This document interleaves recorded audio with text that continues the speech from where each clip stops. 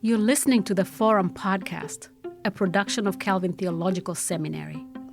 For nearly 150 years, Calvin Seminary has been a thought leader in Reformed faith and scholarship. We invite you to join us and our guests as we wrestle with the questions of mercy, justice, faith, and formation. We do not have all the answers, but we believe how we pursue them matters. This is the Forum Podcast. Today on the Forum Podcast, Dr. Cory Willson shares his journey from small-town California to professor of missiology at Calvin Theological Seminary, reflecting on faith, vocation, lament, and discipleship in everyday life. Well, Dr. Willson, thank you so much for joining us today, and welcome to the Forum Podcast. Kind of get us started, I'd love for you to tell me a little about your faith journey, as well as kind of your path into academia and becoming a professor. Yeah, so my faith journey, and first of all, it's wonderful to have this conversation with you, Leah. Thanks for the invitation. My faith journey, I grew up in a Christian home. I grew up in California, in the Sierra Nevada, the foothills of the Sierra Nevadas, and grew up in an evangelical church, non-denominational context. My parents were very involved in the church, teaching. My dad was an elder, doing marriage counseling and all kinds of parenting classes. So I grew up in the faith, and then it was during my first year of college, actually. I thought I was going to be playing soccer, and I got cut from the team. And here I was in a new city. I'd never been there. I grew up in a small town. And the one thing that I looked to for security was taken from me. And it was my first year of university. Was a pretty dark time.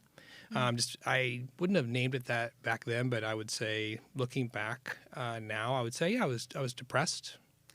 And I wasn't living on campus. I was living off campus, so I didn't have dorm life. Yep. And let's see what else. So it was a public university. It wasn't a Christian context, but there were a lot of Christian clubs or groups. And then I was really involved in my church. And so it was that first year of college that I would say that my faith really took on a deeper level of ownership. So, and then I got real involved in ministry. I floundered a bit, actually quite a while in school, and was really involved with ministry, and then had to get my act together and learn how to be a student. Mm-hmm. So I was on academic probation my first 2 winters of university, and then had to learn how to be a student, and so that I could get my GPA up high enough so I could switch majors into business. So. Okay. Yeah. So, but during that time, that was university. I mentioned that because, so I got involved with church leadership. I was a pastor to young adults, college ministry for several years as a student. And then when I graduated, was hired as the director of college ministries. And then after that, during that time, I got my master's in business and ended up teaching. Okay.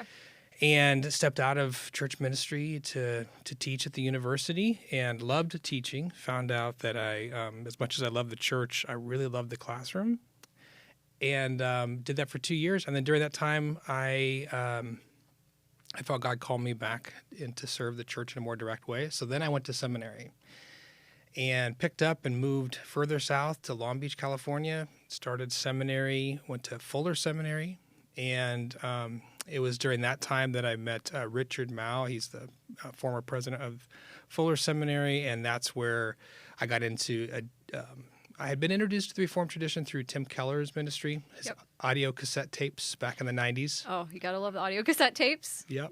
I still have some somewhere. And but then it was through Rich Mouw that I got into the Reformed tradition. So, and then halfway through my Master's of Divinity, I realized I really love the church. But I think I could best serve the church as a professor. So that's why I finished getting a PhD and then was hired here 10 years ago. So, okay. Yeah, it's a little bit. So I was not. So it's a long way to answer your question.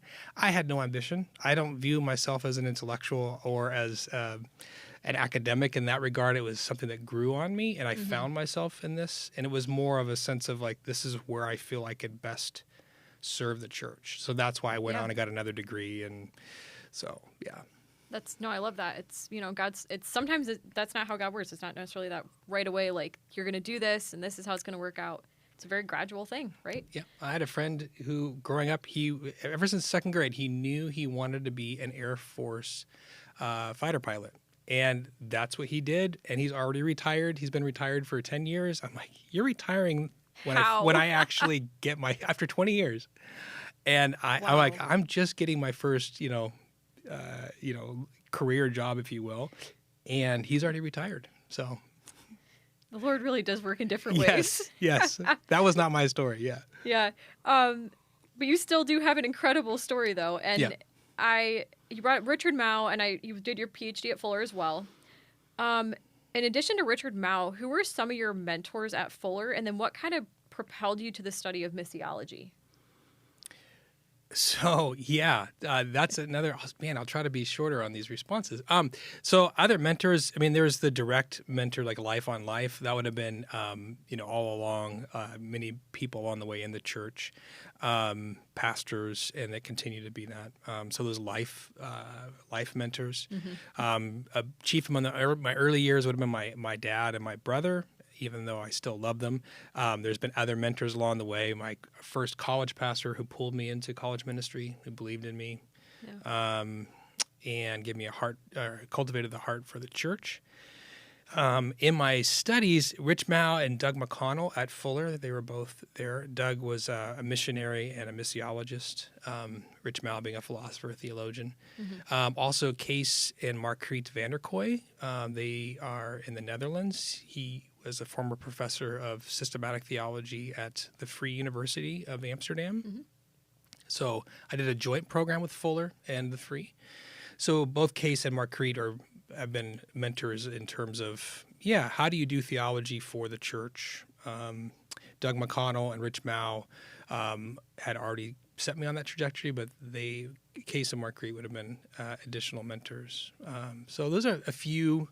And then the study of missiology. So missiology, I figured we should probably say what missiology is, because it's a big word. Yeah. Missiology is a look at the mission of the church from different, if you want to say, disciplines or perspectives. So it's about church history. It's also about theology in the Bible. There's a lot that's been done around anthropology. And during different eras, there's been different missiologists. There have been like the era of theology was really influential, and then it was the area of biblical studies, and so people would get their training in biblical studies or theology, and then look at the study of the church and its mission, right? And so what drew me to that? I really care about the church, and particularly as it intersects with its mission in the world. And so missiology, so I'm trained as a theologian, actually, not as a missiologist. Yeah. I was hired here as a missiologist. But what attracts me and keeps me interested is that I feel like it's the questions of the church as it's on mission, all the way back through the writing of Paul's letters in the New Testament, throughout church history following that. I think that some of the sharpest and most acute questions arise from the church as it carries out its mission. Yeah. So, for Paul, can Christians eat meat sacrificed to idols? That's not a intellectual question. That's first and foremost a life question. And it's a question that wouldn't have occurred to a Jewish follower of Jesus. It is a peculiarly Gentile question, because you have Gentiles joining the church. Yep. And now all of a sudden, because for Jews, they would have nothing to do with that meat. So now it's a real life question. So all that to say, Paul's theological writings come off of issues in the church as it lives out its mission. What does it look like to cultivate followers of Jesus when they're asking a whole set of new questions that our community hasn't asked before? So that's what drew me to the study of missiology, is that it really sharpens the questions about how does the church interface with its mission in the world. And there's more in that in terms of where do we get our understanding of mission? Is it simply evangelism or proclamation, or does it also involve how we live out our faith and our actions and our deeds in terms of justice and lifestyle? And then also, is mission something that we do? Does it originate with the church? Or is it something that more of God has a mission that he has called us to be a part of in the world? And how you answer that question really shapes a lot in terms of discipleship and in the Christian life. So you mentioned, addressing some of the life questions of the church and addressing those kind of throughout time. You've written a book called Work and Worship. And it seems to me like in that book, you're seeking to address some of those life questions, right? But can you tell me a little bit, like, how did that book kind of come to be? What inspired it for you? And what is maybe the main heart behind that book for those who haven't read it? Yeah, so I wrote that book. I co-authored that with a friend of mine, Matt Kamink. And so this has been a long time conversation between he and I. He had his own pastoral experience of being an intern at Redeemer Church in New York City. I had my experience of college ministry working with young adults, and they're asking these questions around work, vocation, sense of calling. And we both had so we had experience with that. And I think one of the things is that where did that book come from? It came from our talking with Christians in the marketplace and the questions that they had, and seeing the disconnect between the questions that they had and then the materials or the discipleship processes of the church. And not that it was wrong, but it was like, I'll tell you a story. A friend of mine, he's a nurse, and he read a book. I won't mention the author's name, but it's a great book. It's one I highly recommend about work and the Christian life. And he was reading that, and he said, this book is really great, but the author assumes that we all like our work, and we're just looking for meaning in our work. And he said, I know my work matters to God, but I don't care. Like, that's not my question. I only do it because it helps offset the salary. My wife is a worship pastor, and they don't pay her enough. So I know my work matters to God, but that's not my question. And so that cued me up to really focus on what are the questions that workers are asking. Not that our study and our tradition, we should throw it out the window. But I also don't think it's effective or helpful to say, well, here's the questions, Leah, you should be asking, but you aren't, without ever starting with, like, what are the questions you have? Maybe I can help you see that these questions you should be asking. But also, I mean, there's often been times where it's like, no, I don't think that's an important question for you. So that's really where the book came out of. And so the disconnect there, and particularly the big project there the big hope was that so much has been written about the theology of work, the faith and work movement, and none of it really addresses Sunday morning. And so when church leaders get excited about a book on faith and work or theology of work, they tend to either do a sermon series or a book study on it, maybe small groups. None of that's wrong, but they actually don't address what happens on Sunday morning. And it moves it more into, if I just give you this theology that your work matters to God, that's what you really need. Then you can go and live it out. And what I found in my dissertation work, which is not this book, but it was on the same topic, was that some of the most powerful and formative experiences that workers had arose from their work week and when they brought that into church on Sunday. And then they heard the sermon, or when they prayed the prayers, or when they sang the songs. There was a connection between what took place in their life throughout the week and their work, and with what was happening during the worship service, if you want to call it the liturgy. And so for me, it's that dialogue between how does Sunday morning, how is it in dialogue with what happens throughout the week, and how do we facilitate more of a worship as dialogue, not as monologue, not just conveying theology, but actually giving space for workers to come into the worship and voice their praises, their laments, their confessions, their petitions. And that is a welcome and integral part of worship. So that's really, I guess, maybe one way into talking about the book. Yeah, I love that so much. As you were writing this book, was there a particular topic or even chapter that you were writing that was impactful for your own walk with Christ? Yeah. So there are a couple. I mean, there's a topic, but then there's two layers to that, and I'll try to be brief about this. But one layer would be I had a conversation with a woman who was a speech therapist working with stroke patients in hospitals. And I was just asking about her work and what is it like, and she was talking a lot about the demands, the stresses, the just working with that population of clients, and I just asked her, like, man, your work sounds very stressful. What gives you strength or energy to do your work? And without missing a beat, she said, the benediction. And I was like, what? I mean, so this was at a church. It's a non-denominational church. They don't even use the word liturgy. They do have a benediction every week. And this is not a person that would be able to give you like a worldview answer of why her work matters to God.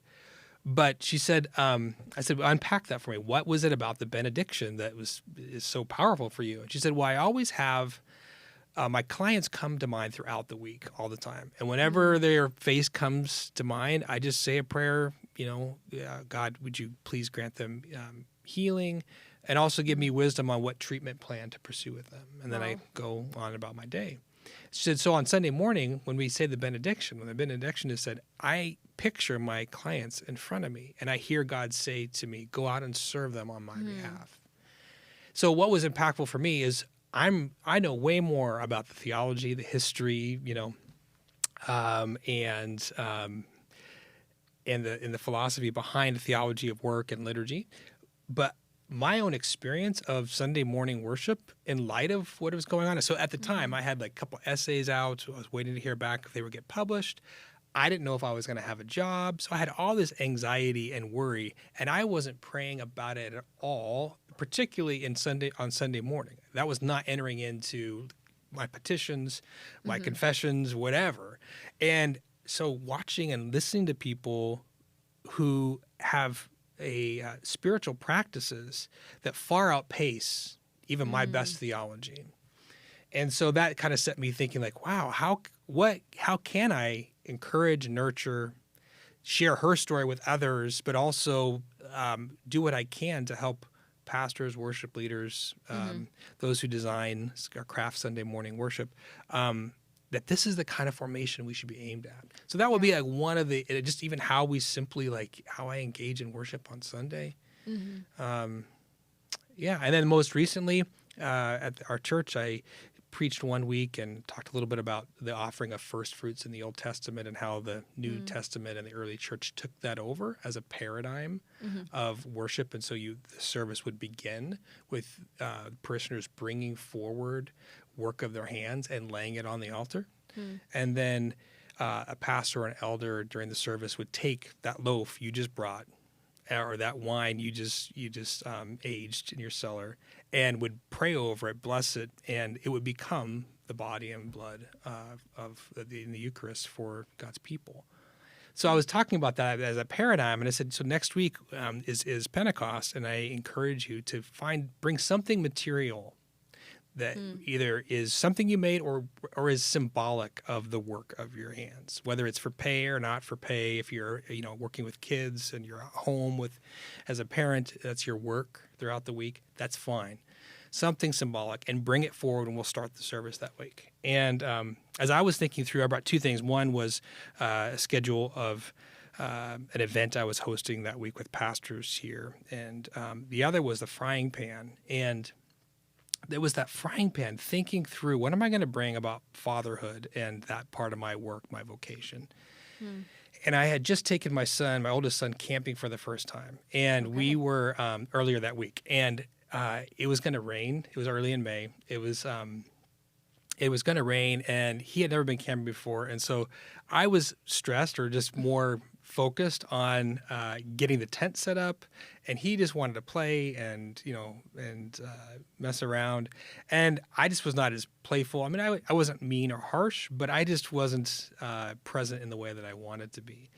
And so as I was preparing, like, what am I going to bring up? That frying pan, for me, it's, God, this was the work of my hands this week, and there's confession in it. Like, it's not, like, I hope I am more present and less stressed and task-oriented next time.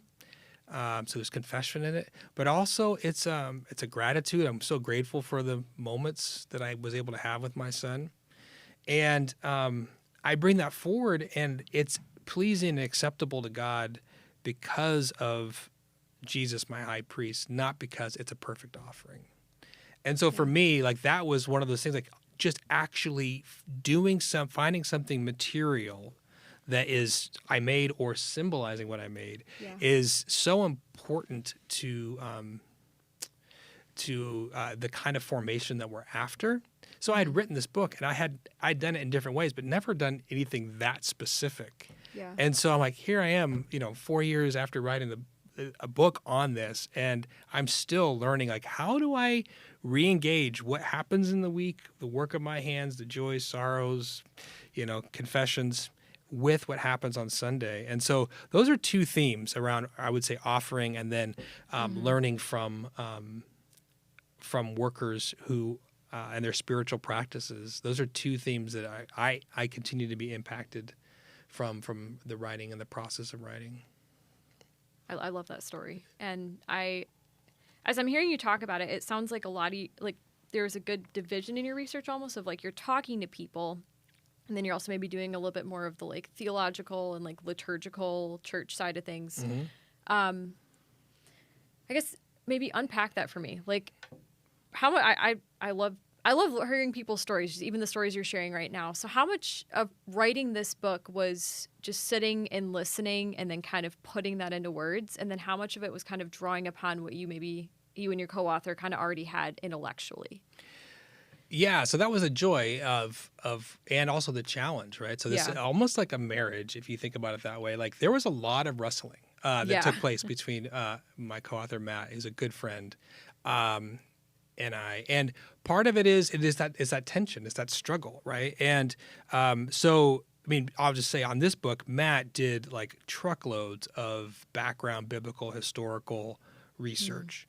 I had done some of it, but Matt, like, did so much. I had done all the, like, ethnographic sociological research before in my dissertation. And then we had both continued to work out and work with workers in different discipling ways. And so then it became like, just a brotherly kind of wrestling match. Like, how do we actually get this thing produced? But the book itself, I think, doesn't fit into a neat category. It does biblical, historical, theological, liturgical, and sociological. And it was a work of a labor of love, but it was how do you get that balance right? And so one thing I would say, like, so I'll give a concrete example. Matt had done something awesome on the faith, on work and offering and the prophets, the chapter. And he hit pretty hard on it on the first draft about idolatry. And I pushed back on it. I said, Matt, like, the Israelites weren't idiots. There has to be something that drew them to this idolatry. So I'm not saying we condone the idolatry, but can we empathize? Like, what is the human element that I could see why someone would be drawn to this? So this grew out of it. I told him, like, our experience, my wife and my experience with infertility. Medical science not giving us a lot of questions, and it is over and over and over again. And I say it tongue in cheek, but there was moments where I'm like, man, you know what? If I thought sacrificing a chicken would, like, work, I can understand why somebody would do that. Yeah. And I don't mean that in a belittling way. I'm just saying as just an example of stepping out of like the Yeah. Western science mode. But can we empathize? And so that was one of those times where, and I feel like where we ended up in that chapter, because we were able to hear each other. It's like, I'm not saying get rid of the theology or the biblical exegesis. I'm just saying the inroad. It's not going to, it's just going to not land with workers well. Like look at those idiots who are offering, those dumb Israelites. It's like, no, I mean, we continue to do this. And if you don't somehow empathize, then you actually aren't going to identify the ways idolatry pulls at our own hearts. Because idolatries aren't rational. They're not like, an idol doesn't go at your mind. It goes at your affect. It goes at your gut. It goes like about your worry about your loved ones or your future. It's like, that's where, where idols work, not necessarily at the intellectual, cerebral level. So anyway, No, I love that. Yeah. I love it. You're talking a lot about kind of bringing these things into daily life, bringing things into daily practice. I think there's often a temptation in the church these days to maybe make like something like prayer or lament or kind of spiritual disciplines as a really broad category as something that, well, you should do them, but then there's not a lot of maybe talk on why they're important. And especially in the context of people's vocations. Like you said, they have a whole work week and they're not really able to bring that into Sundays. And then Sundays may often not prepare them to kind of go into that fresh work week, kind of thinking about how does my faith actually overlap? You Right. have that disconnect. For you, how could prayer or lament or those other spiritual disciplines actually connect to the lives of workers in their daily lives, not just on Sundays? And I guess, how could the church do better at kind of facilitating that connection or encouraging that? Yeah. So our, Jamie Smith, a philosopher, has written a lot about like ritual and liturgy. And he has a phrase, he has a line that he says, if all of life is to be worship, the sanctuary is where we learn how. And what he means by that is like the bodily movements and the affective elements of corporate worship shape our imagination, shapes our loves, and that then should carry over. It's an overflow into how we live out our life in the world. So one of the ways, like I've heard worship leaders talk about this, is like, what words can I put on people's lips on Sunday that will meet them in the grind on Wednesday, right? So there's that aspect of it, right? So that's the kind of the direction the arrow is pointing from Sunday morning out into the week. Yeah. And I'll get to I promise to get to like what we found, or what I found in my dissertation research of interviewing all these workers in different cities and vocations, was that that's what Jamie says is true. But so if all of life is to be worship, Sunday is where we learn how, or the sanctuary is where we learn how. What I found from my interview with workers is that, okay, that's true, but if the sanctuary is going to be formative, you must bring your work week in. So if I really wanted to get at your question, if I want to cultivate spiritual practices throughout the week that are connected to Sunday, the first thing I would do would actually be start with helping workers bring their experiences into the sanctuary. So what that means is, so the paradigm we use is priest and parish. So every Christian is a priest, and they are frontline workers in God's mission in their daily life and work, whether that's in a paid work at a workplace, home with children or aging parents, or where you volunteer and where you spend your time in your retirement. Those are your parishes, and you are called to be a priest. In that, you have a parish as a space or a community in which you have particular responsibility. Yeah. And that's the primary way that you actually participate in God's mission. It's not like over and above. Okay, you need to also do evangelism or oversee whatever. I mean, like, no, that is actually the primary place of discipleship and mission. So then the question is not so much how do I, so in a priestly, in the priestly metaphor, it's a priest always stands in relationship between two or more parties. Yeah. And so we tend to emphasize, like we meaning Protestant Reformed folks, that we are a priest who represent God to humanity. We put a lot of emphasis. It's true. But I actually would say the starting point pedagogically would be actually you're a priest also. That should represent your humanity, or you say your work colleagues, their joys, sorrows, petition, confessions, sins, bringing those before God.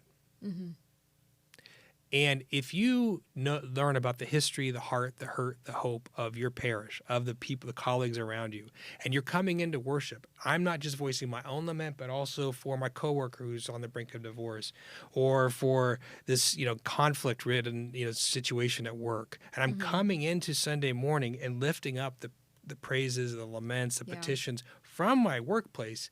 That's going to form me in a unique way. And then also, when you are throughout the week, then those lines. So we just had one of these a night of worship we host work and worship seminars for 3 or 4 days, twice a year through the Institute for Mission, Church, and Culture.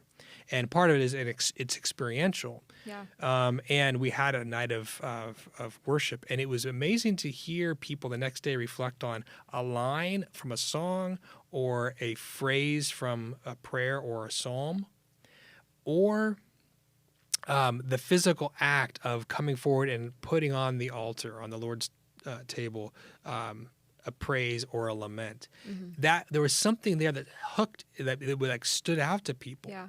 And so that means, though, when they are commuting to work, when they are have those lunchtime breaks or whatever, those lines or phrases, the question would be, what are spiritual practices? Whether it's wearing a bracelet that's like, this is a reminder of that either the benediction that was spoken over me, or that word from the Lord, your labor is not in vain. I am with you. And so thinking about ways in which you can take those moments where you heard from God, the Spirit prompted you in some way on Sunday, and bringing those into your day, your work day or your work week. So that would be like a starting point. There are more practical things too, but that would be, I'm like, instead of adding something else on, let's just start with what is already happening. Yeah. And then we'll build on there. But there are other things. I mean, workers, having a commuter liturgy. So thinking through the topography. What are the landmarks between my doorstep and the workplace? And how might those serve as prompts for me to reflect on God's character, God's promises, whatever, my calling or God's calling upon me in the community I'm serving. So there's commuting to and from practices that people engage in. There are, even praying the hours, adapting some of the monastic model of just setting up times throughout the day where you are moving your body and, kind of reconnecting your awareness of God, of your body, and of the work of your hands. So there are a lot of different practices that I've seen workers, being creative with, and we try to help coach some of that as well in our workshops. But there's a few ideas. I love that. I love the idea you've brought it up a few times of physically laying something down, like at the altar, if you will. And my mind immediately went to how would a Protestant church kind of react to that, right? Of like, typically it's very, very formal, very much like welcome in. So even just putting myself like, how would I react if that was in my church? And that would be really, really helpful, right? So I'm sure you've had some of those conversations of people like, would my church respond well to this? And I love that idea. It's just me reflecting. One of the aspects of worship that I think we're missing a lot in the church right now is lament. In your research and your experience, how have you seen maybe people incorporate that well? And then what recommendations would you have for churches that are seeking to do that better? Yeah, so I mean, a lot of this gets at, right, the different tradition, the different denominational and even cultural context. So I think one of the things is to make sure that people understand that there is a deep biblical grounding for lament. Another initiative, this is not a marketing ploy, but another offering that the Institute for Mission, Church, and Culture offers is experiential Psalms retreats, where we learn how to pray the Psalms. And this is different than studying the Psalms. It's actually praying them. And so I think, but having that biblical understanding that it's not just, so when on particularly on the topic of lament, I think one of the big hurdles that a church has to, at least the churches I work with, that I have to help them get over is, if God is sovereign, why should I lament? Isn't there meaning in this? Doesn't he have a purpose? Didn't he plan or cause this? So therefore, how does lament fit square with that? It's basically, God is sovereign, so buck up and shut up. And if that's not explicitly said, that is definitely more of the what's implied. Definitely. And so I think one of the things is actually helping them understand that God's sovereignty actually it doesn't mitigate, but actually it's the foundation of lament. So one of the ways of looking at that is that God's Scripture tells us about God's character, His purposes, His promises, His power. And the unique part of this, like the unique role that the Book of Psalms plays, is it's our prayer book, and it gives us language acquisition. It's the prayer and worship book for Jews and Christians for millennia.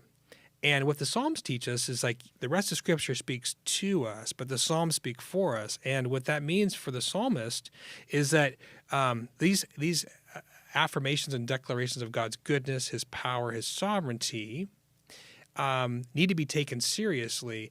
And when our lived experience in the world, it doesn't reflect God's character, His purposes and promises, the psalmists tell us that biblical faith, it requires lament, not being quiet about it. And so helping people understand that actually when you lament, it's not just for Leah, who tends to be more emotive, or for Cory, who's more whatever, dramatic. It's actually, no, that is worship. That is a pleasing aroma in God's eyes. Yeah. Because you're actually taking God's character and His purposes and promises seriously. So if you want to look at a biblical text, you can look at the story of Jacob wrestling, which I think is really interesting text, but also before that of Abraham, where God in Genesis 18, God calls Abraham and He says, I'm choosing you to teach your children the way of righteousness and justice, right? Mishpat and tzedakah. And then in that same passage, God says, should I hide from Abraham what I'm about to do? And He talks about, I'm going to destroy Sodom. And what Abraham does is he actually takes God's character and His purpose. You called us to pursue righteousness and justice, me and my family. But how does destroying the good with the evil, or the just with the unjust, how does that line up with your character? And so he's like, if there's 50, would you do it 45? The odd text. Basically, what you're learning there is what Rabbi Jonathan Sachs says is that actually Abraham, that's a schooling for Abraham to be a real covenant partner. And I actually think that you can tie, like, that's what the Psalms of Lament are doing. That this is an act of faith, taking God's character, His promise, and His purposes, and His mission for His people seriously. When there's a disconnect between God's character, His purposes, and His promises, biblical faith calls us to lament and to cry out, not to shut up. And so an example would be, I taught a little bit at a church in Albuquerque, and the college pastor took the four movements of praise, confession, lament, and petition, and built a kind of weekly or monthly worship service around that. And he emailed me a couple of years later. I had no idea he'd done that. And he said, we actually had someone come to faith during our lament service night. And I'm like, and so he went on to tell the story of a woman came to the night of lament, and she's actually an atheist. And her friend had invited her, and she's like, okay, I'll go because of my friend. And she said that her own testimony was that as she was in there in the worship service around all these people crying out to this God that she didn't believe in, crying out in lament, she's like, what kind of people do this? And somehow the Spirit of God worked in her heart, and she started crying out in lament because earlier that week her aunt, who she loved dearly, was diagnosed with terminal cancer. And so here she is lamenting to a God she doesn't even believe exists. And the Spirit of God opens her eyes and she comes to faith. Wow. Gives her life to Jesus. Now, I'm not saying we use lament as an evangelistic ploy. What I am saying is that when we as a church, the Psalms show us humanity at full stretch. There's every human emotion needs to be brought before our sovereign God, and it gives us language for doing that, from rage and anger to joy to pain to praise, everything in between. Yep. And when we do that, we are voicing creation's praise. We shouldn't be surprised when we do that in front of the watching world, that people go, there's something in that awakens in me a deep longing for God, and also a longing for, like, I was created to be one of those, priests who voice creation's praise. Yeah. So anyway, those are a couple ways. There are practical ways. You can do it in small groups. At the church that I was at in Long Beach, Sunday morning was a sacred cow, but we didn't have Sunday night service. So I actually didn't go through the normal structures. I went to people that were open, and we created a night of worship once a quarter, and we'd have lament. And the numbers of people that turned out, and then over time, those who ran the services on Sunday began to take it and said, okay, like our night of New Year's Eve service, after like 3 or 4 years of us having the evening service, Sunday morning crew just said, no, we're going to take it for Sunday morning. And so it's one of those things where, like, I just was talking to somebody yesterday, lamenting how hard it is to change the core programs. Yeah. And I understand that, but also, like, don't burn too much energy on that. Yeah. Do something on the side with people that want in. Yep. And see how God works. And absolutely. Yeah. So instead of like bemoaning, and just try to find some creative space with people who would join in with you. So, and that, so I could give more examples, but there's a few. Those are fantastic. So switching gears a little bit, you've mentioned the Institute for Mission, Church, and Culture a couple times. Could you just tell me a little bit, like, how did that institute kind of come to be? Was it pre-work and worship book, or kind of a result, or a little bit of both? So actually, I didn't start the institute. It used to be called the Institute for Global Church Planting and Renewal. It was started by Professor Carl Bosma before me, and he retired, I think, the year that I came on.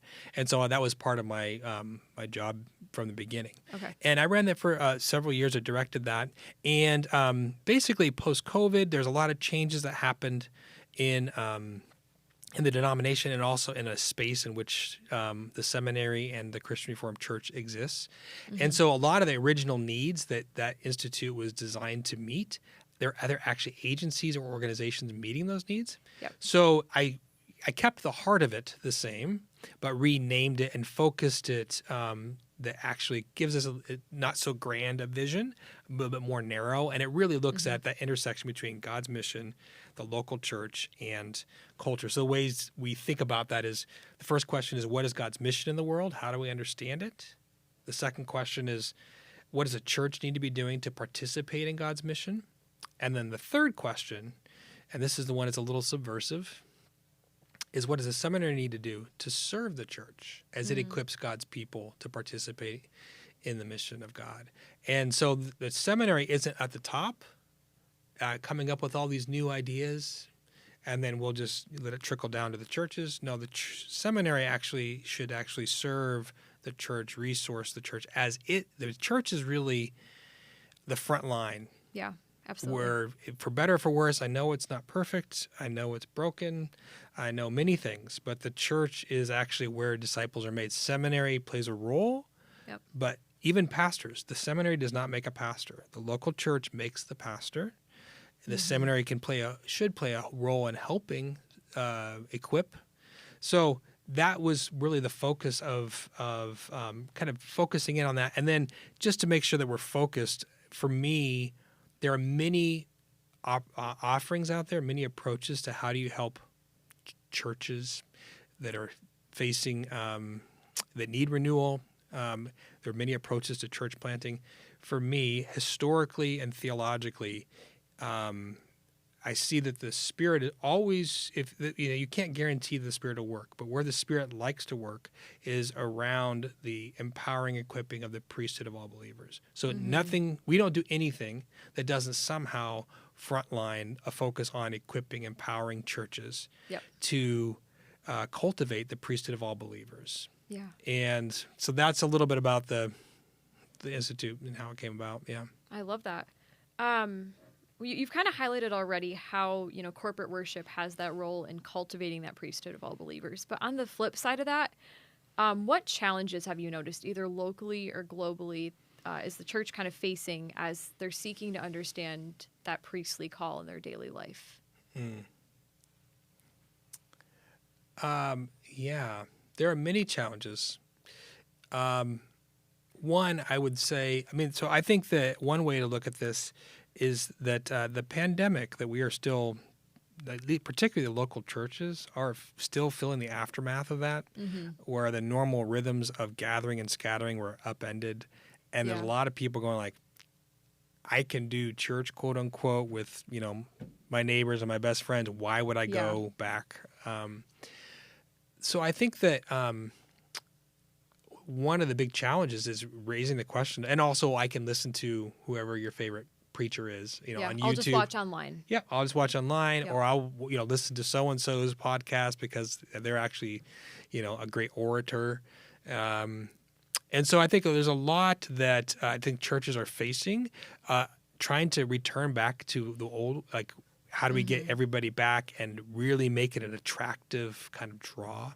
And I understand that, but I think that I believe there's an invitation from God in this, for us to think through, okay, now that all these rhythms are upended, how might we rethink and how do we center everything we're doing should be around equipping and empowering the priesthood of all believers. So, yeah, you need to have excellence. You don't need to, if it's just sloppy, someone just off the cuff is just, I don't know, I just picked this song. You don't want that. I'm not saying that. But I think that a lot of the challenges that churches are facing are that pressure, to make everything attractive again, at least in the context here. I think that if you look more, globally, there's just a lot in terms of a lot of places where the church is a minority in the culture, and Christians are a minority in the culture. And so how does the church... what is its role in fostering disciples who resist the inward spiritual, but give over the public and the political? I think there's a lot of pain around that. And so because if we think through, what I mean by that is, is Jesus Lord of my prayer life, my spiritual life, my inner life, my thought life? Absolutely. But are we cultivating Christians to think through is Jesus Lord over how I manage the employees who are under my care, how I participate or don't participate, or I'm creative in how I participate in this particular economy, or how so those kinds of questions. I think there in those places the stakes are higher. In those places where Christians are a minority, the stakes are higher, and there is that pressure to move into let's just focus on right doctrine and inner spirituality. And I'm not throwing stones, but I think that's where there's a place of pain. Yeah. So here in North America, it's going to be more,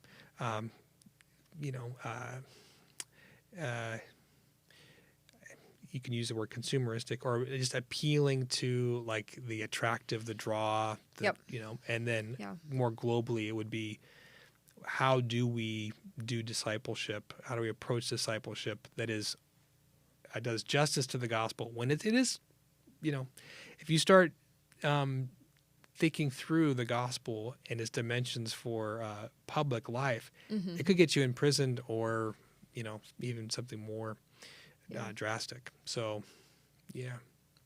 You've mentioned as well in our conversation, you do the Psalms retreat, and then you have your work and worship seminars with IMCC.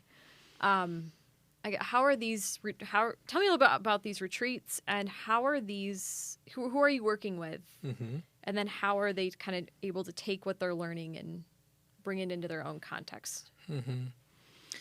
Yeah, so the Institute for Mission, Church, and Culture, there are two. We were the recipient of a 5-year Lilly grant for thriving congregations. So really, this is really trying to aim at how do we help congregations find strength, wholeness, and resources that, for us, empower, equip the priesthood of all believers. So the approaches for both, there are two different. Psalms Retreat is different than the Work and Worship seminar or workshop. What's similar is that in both, we really encourage participants, congregations, to send 2 to 3 people. Mm-hmm. That could be at least one staff member, but the others could be lay people, counselors, small group, whatever. Mm-hmm. Each church can decide. And the core of these are to be experiential. So it's not just content delivery. Mm-hmm. If there is content delivery, it happens before or after the gatherings. Mm. And so we really try to create experiences, but also like I said, workshop practices, mm-hmm. so that you catch it, the vision that we're after. Yep. Because it's a lot easier. I could communicate through a video or writing very clearly and quickly and more simply the theology and the biblical exegesis. Yep. The big blocks are at the affective, the relational, and the systemic. Absolutely. And so bringing 2 to 3 different people from a congregation together to experience it together, for them to have space to dream, to think about how might we incarnate this differently, mm-hmm. In our contexts. And so with the Psalms Retreat, that's really focusing on spiritual practices that affect either how you disciple throughout the week, how you design worship on Sunday morning. And it really is reinstalling the Psalms as the prayer and worship book of God's people. Mm-hmm. So just the full breadth of that. And so if you're there and you're a participant as a worship leader, then there's space for you to not only experience it, but then reflect on, okay, let's look at my songs that we've picked or we've played over the last, on Planning Center over the last 6 months. Yeah. If we have buckets of, praise, lament, confession, adoration, where would I put the songs in which buckets, or the prayers? Yep. And what is overloaded and what isn't? And how might you grow in that? What questions do you have? Mm-hmm. Who else here might, we have resources, but we don't want to just say church in a box kind of thing. Like, oh, we have, here's what you should do. Yep. But really want to empower this team to do their own self-reflection. Mm-hmm. If you are on the Psalms Retreat and you are more of like a men's Bible study or men's ministry, women's ministry, mm-hmm. then you think we have a space like, okay, where in our discipling work are we giving language for rage and anger, or when you're betrayed?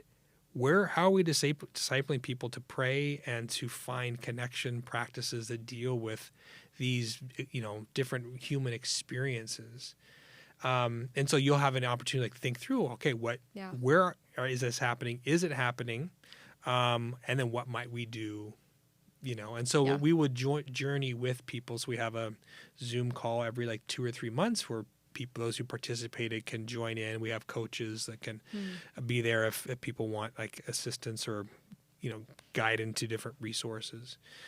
Similar with the Work and Worship, it's around, but it depends on, if you are coming as a small business owner, you're going to experience this more in terms of an activation of imagination of oh, I never thought about spiritual practices for my work. Or here's what I'm trying. I'm trying to think through what's a management process from the employees in my small business that allows that is concerned about profit, but also about them developing as persons, mm-hmm. And so not just having a single bottom line. And so your imagination may be pricked or peaked there. and if you're, lead pastor or preaching pastor, then there'll be opportunities for you to think through, like, oh, when I give an invitation, the invocation, the call to worship, when I say you've all had a hard week and stressful week, and we encourage you just to set all that aside as you come into worship and just, let's just hear from the Lord. Like you'll learn on that workshop, that seminar, like you should never say that. And you'll have space to think through, like, okay, what are 3 or 4 different ways of framing the invitation that encourages people, right? Or how to, different ways of framing the offering, or where are those spaces in which, where are those practices for us as a staff where we have a regular feedback, a regular input of what's really going on in the life of congregants, and how do we create a steady stream of, like, it's not just, you can go do a workplace visit, that's great, but where are the spaces where we're actually learning? Where is the rub, right? What are the questions? What are the challenges? And not just, I'm really excited about this next sermon series, this next book study. How do I get everyone to get excited about what I think is best? As good as that may be and understandable as that may be, can we also cultivate church leaders who think through, like, where are people? What is really going on, and how might we, bring those worlds together? So I'm not saying sacrifice your vision or leadership. I'm just saying to have ways in which that's a bit more informed about the real realities. Absolutely. Well, I love that. Just to kind of wrap things up, I have loved hearing about, the book and the work you're doing with IMCC. What are you excited for that's kind of on the horizon for you, either in your teaching or in research or writing or with IMCC? What's something exciting that you're looking forward to?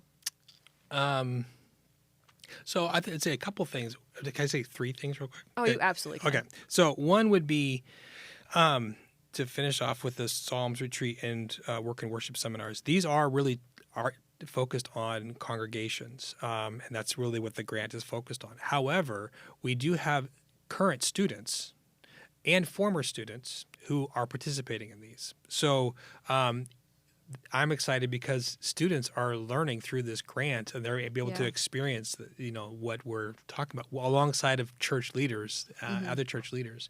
So the grant is already, like, not only helping us connect with new churches, new church leaders, but it also simultaneously is able to serve students, current students. And then also it helps for, like, lifelong learning of those who were former students who are graduate, but I still want to learn and be connected to the seminary. So that's really exciting. Another area is that the other part of that this grant has allowed is that gives us money. So every course that I teach in mission now has 4 professors. So it's me alongside of 3 others, Ann Kaptein, Albert Streithorst, and our missionary in residence, Melissa Boss. So between them, there's over 60 years of missions experience. Yeah.